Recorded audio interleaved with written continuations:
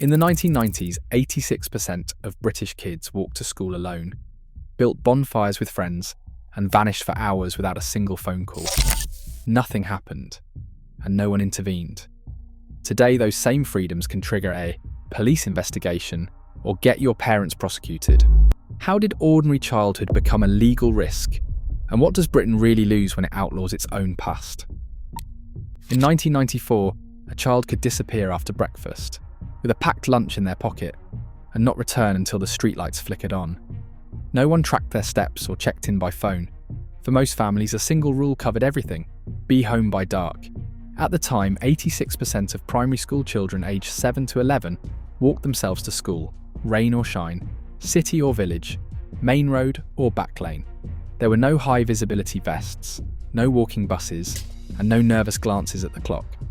The average child's territory stretched for miles, 5 miles in some cases, measured not in metres from the front door, but in how far a bike or a pair of scuffed trainers could carry them. Freedom felt ordinary. Playgrounds were built for thrill, not for caution. Slides soared 12 feet high, their metal sides heating up in the sun. Concrete and tarmac broke every fall. Roundabouts spun so fast that children clung on with white knuckles, daring each other to jump off at full speed.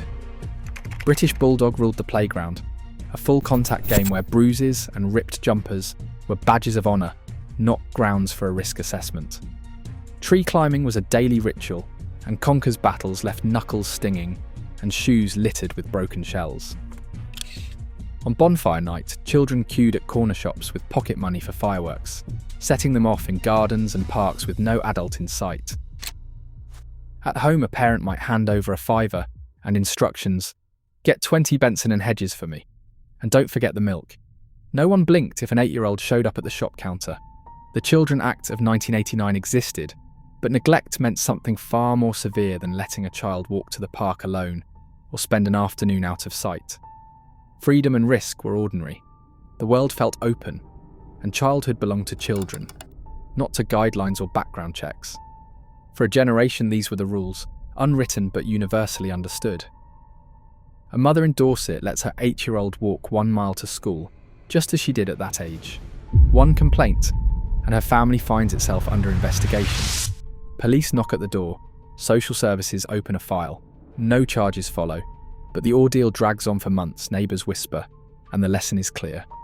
Freedom now carries the risk of intervention. In the 1990s, this was routine.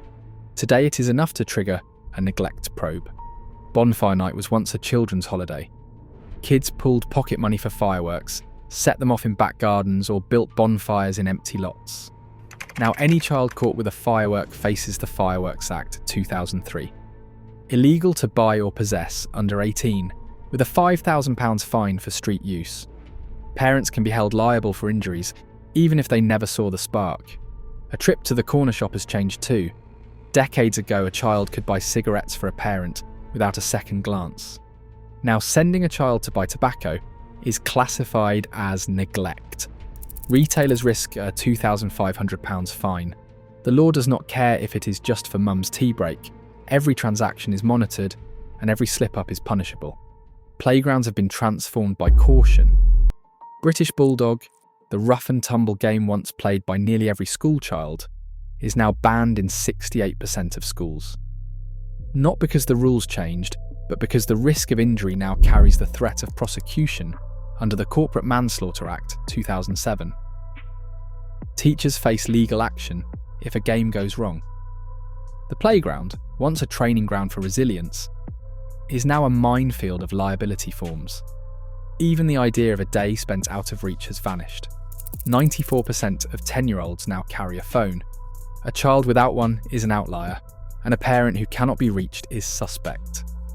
Leaving a child without contact information is flagged as evidence of neglect in official guidelines.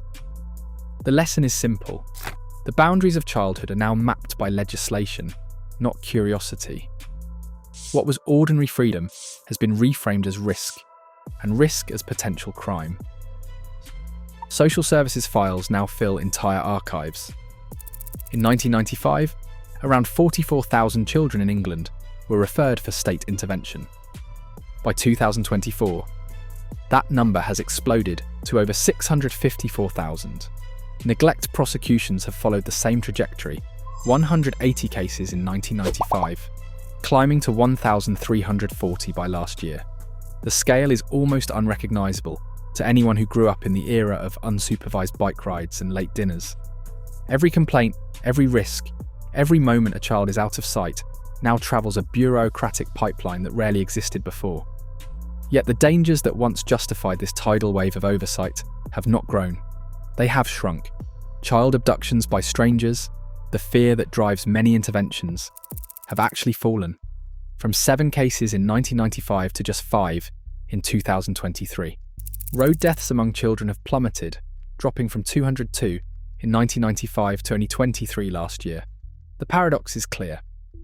As the world became safer for children, the state's presence in family life grew more intense. The numbers do not just measure children at risk, they measure a society recalibrating its definition of risk itself. The system, once a last resort, is now a constant companion in the lives of ordinary families.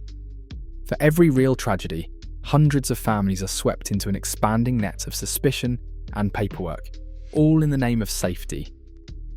Child psychologist Dr. Helen Carter sees the fallout in her clinic every week. Anxiety disorders in children have soared, up nearly 50% in just over a decade. She traces much of it to the shrinking world outside, fewer scraped knees, fewer chances to solve problems, more time indoors under watchful eyes. The numbers echo her warning.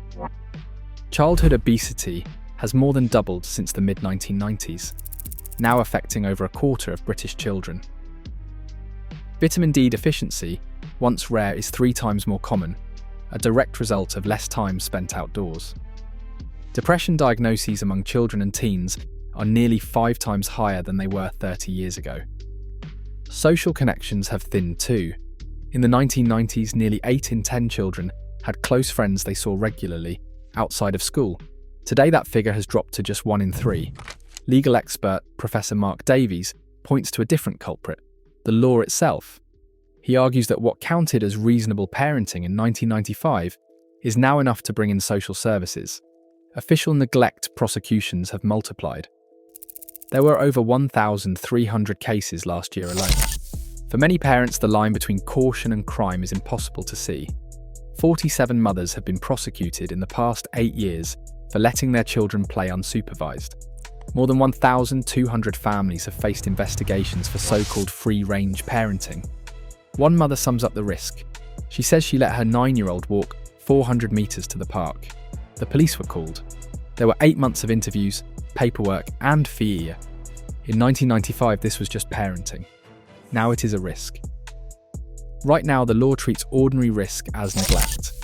Yet anxiety, obesity, and loneliness among children have soared. If safety means criminalising experience, what future are we building? The real danger is not what kids might do outside, it is what we stop them from becoming. Share your thoughts below.